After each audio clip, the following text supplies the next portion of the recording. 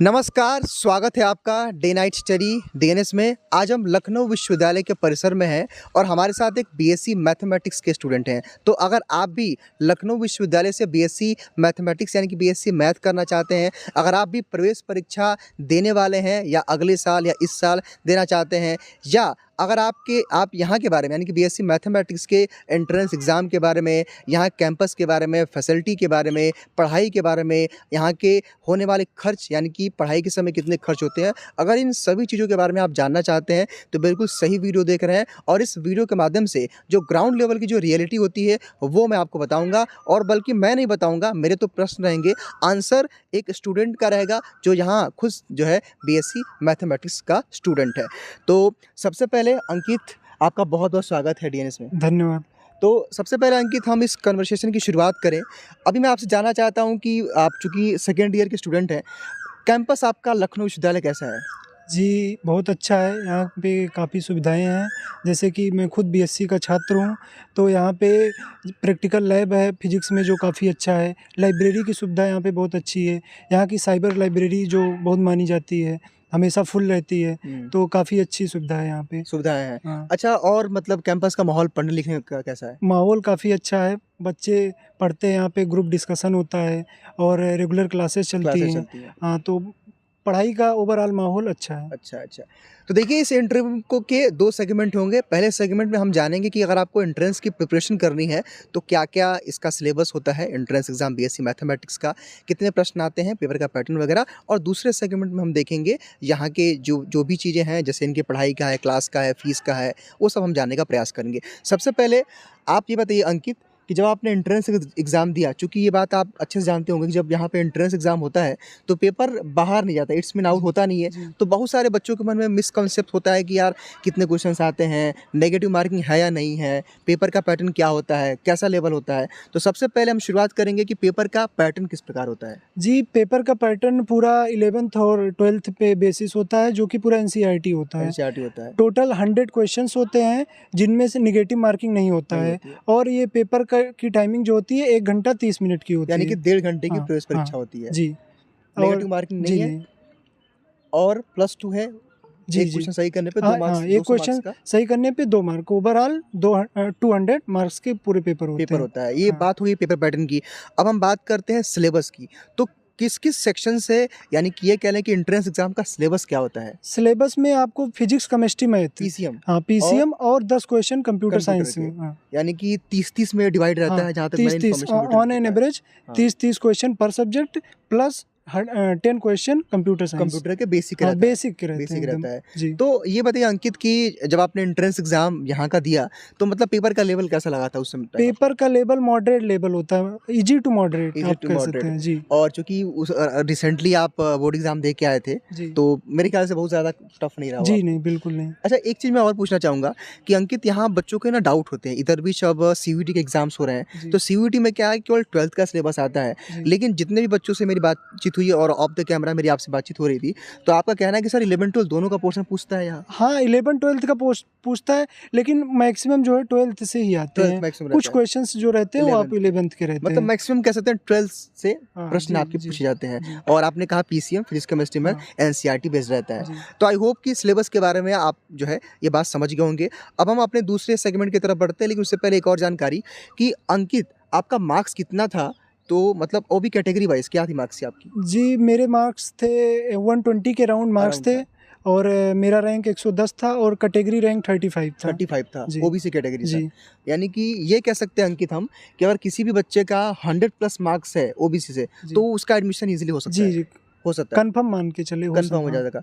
बाकी जब आप at the time of admission आपने लगभग कितनी फ़ीस पे की थी यहाँ पे? एडमिशन के टाइम पे अराउंड 7000 प्लस फीस यहाँ पे। हाँ। 7000।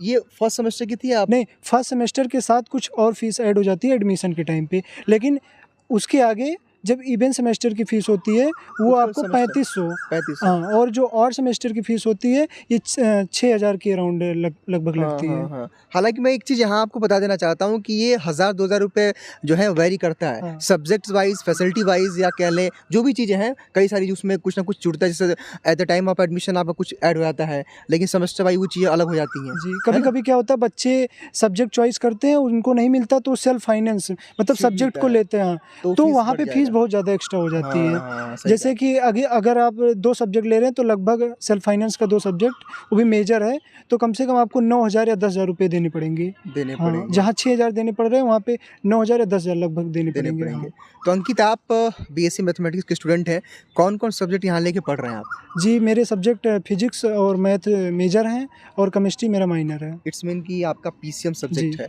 तो कैसी पीसीएम की पढ़ाई-लिखाई कैसे चलती है यहाँ पे? जी, यहाँ पे क्लासेस जो हैं रेगुलर चलती हैं, पढ़ाई का अच्छा माहौल है और प्रोफ़ेसर रोज़ क्लास अटेंड भी करते हैं, तो ओवरऑल पढ़ाई का माहौल अच्छा है, पढ़ाई अच्छी चल रही है। अच्छी चलती है। जी। अगर हम बात करें, चूँकि आपने कहा पीसीएम 3 सब्जेक्ट के नाम लिए, तो ये जो सब्जेक्ट्स हैं या फिर इनकी जो क्लासेस की जो टाइमिंग होती है, और कोई नया स्टूडेंट वो जानना चाहता है कि जब मैं वहाँ लखनऊ में एडमिशन ले लूँगा यूनिवर्सिटी में, तो बीएससी मैथमेटिक्स में अगर मैं क्लास करने आऊँगा तो टाइमिंग क्या रहती है और एक पीरियड कितने टाइम तक चलता है? जैसे कि यहाँ पे एक पीरियड जो चलता है वो 50 मिनट का होता है, 50 से 55 मिनट का। अच्छा। हाँ, और जो आप बोल रहे हैं कि क्लास की टाइमिंग, ये क्लास की टाइमिंग हर सेमेस्टर चेंज होती रहती है, लेकिन यूनिवर्सिटी सुबह 7 बजे से शाम 4 बजे तक चलती है। अब जैसे आप मैथ का एग्जांपल ले सकते हैं, तो मैथ में क्या है कि अभी एक सेमेस्टर में क्लासेस सुबह चल रही हैं, किसी मॉर्निंग सेमेस्टर में हाँ हालाँकि दोपहर गर्मी को का चल दिन है, रही ये है। थोड़ा-सा ये हाँ, भी है। तो हर सेमेस्टर वेरी करती रहती हैं क्लासेस की टाइमिंग, तो ये आप नहीं कह सकते कि सुबह ही चलेंगी हमेशा। अच्छा, ये फिक्स हाँ। नहीं है। जी। आपने चूँकि देखिए जब बीएससी मैथमेटिक्स या बीएससी किसी भी कोर्स की साइंस के कोर्स की बात आती है, तो उसमें प्रैक्टिकल एक इम्पॉर्टेंट पार्ट होता है। जी। प्रैक्टिकल और लैब्स की सुविधाएँ ज़रूरी होती है किसी भी यूनिवर्सिटी या किसी भी कॉलेज में। तो यहाँ पे चूँकि मैथ में तो नहीं होगा, जी। लेकिन फिज़िक्स और केमिस्ट्री में जी। डिपार्टमेंट में लैब्स वगैरह होंगे, प्रैक्टिकल के क्या सुविधाएँ यहाँ पे हैं? जी, यहाँ पे फ़िज़िक्स जैसे अभी हम लोग रिसेंटली कंप्लीट किए हैं फ़िज़िक्स प्रैक्टिकल, तो काफ़ी अच्छी सुविधाएँ हैं और हम लोग अच्छे से करते हैं मिल के एकदम बढ़िया से, हर एक चीज़ यहाँ पे उपलब्ध है, तो अच्छा। उसकी कोई दिक्कत नहीं है।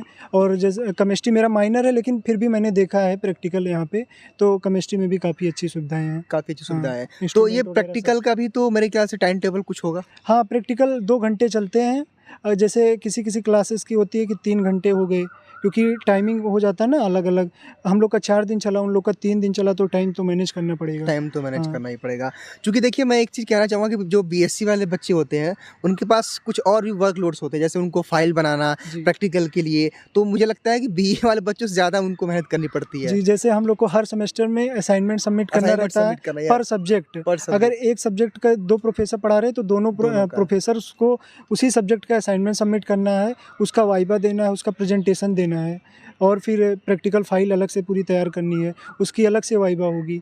तो यही सब रहता है बीएससी में पूरा। बीएससी में। तो ऑलमोस्ट मुझे लगता है कि सारे चीज़ों को हम लोगों ने कवर कर लिया है अंकित। लास्ट में आप कुछ बोलना चाहेंगे जो भी आपके जूनियर्स आ रहे हैं, कुछ उनके लिए या कुछ हमारे प्लेटफ़ॉर्म के बारे में या अपने कैंपस के बारे में? पहले तो मैं अपने जूनियर्स को बोलना चाहता हूँ कि लखनऊ यूनिवर्सिटी बढ़िया ऑप्शन है। लखनऊ यूनिवर्सिटी को देख सकते हैं, इतनी अच्छी रैंकिंग है और स्टेट यूनिवर्सिटी में एकदम टॉप पे है। फर्स्ट नंबर पे है। तो बहुत अच्छी सुविधाएँ हैं यहाँ पे। लाइब्रेरी यहाँ की काफ़ी बहुत अच्छी है। डिपार्टमेंट्स में भी काफ़ी अच्छी सुविधाएँ हैं। पढ़ाई का माहौल अच्छा है। ग्रुप डिस्कशंस होते हैं, डिबेट्स होते हैं, तो काफ़ी अच्छे माहौल है अच्छा, यहाँ और पे। भी कोई एक्स्ट्रा को-करिकुलर जी, एक्टिविटीज़ जी। जैसे?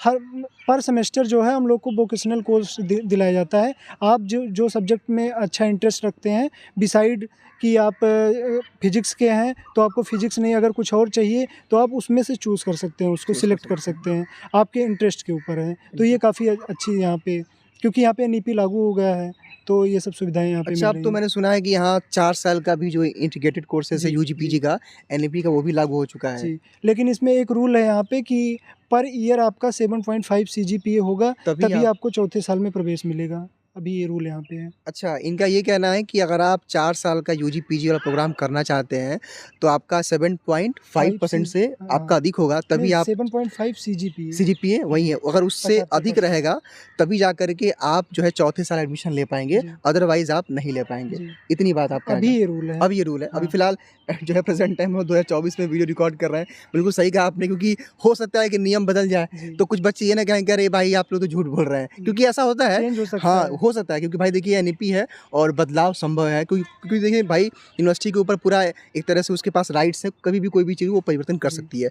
तो फिलहाल ये था वीडियो, और आई होप कि जितने भी एस्पिरेंट इस वीडियो को देखेंगे उनको काफ़ी हेल्प मिलेगी। अगर आप भी लखनऊ यूनिवर्सिटी में पढ़ना चाहते हैं, तो ये सारी चीज़ें थी, प्रिपरेशन से लेकर के पढ़ाई का माहौल, जो भी एक आवश्यक चीज़ें होती हैं, जो एक एस्पायरेंट के तौर पे, एक स्टूडेंट के तौर पे आपको जाननी चाहिए, वो सारी बातें हमने डिस्कस की। फिलहाल इस सेशन में केवल इतना ही। बहुत-बहुत धन्यवाद।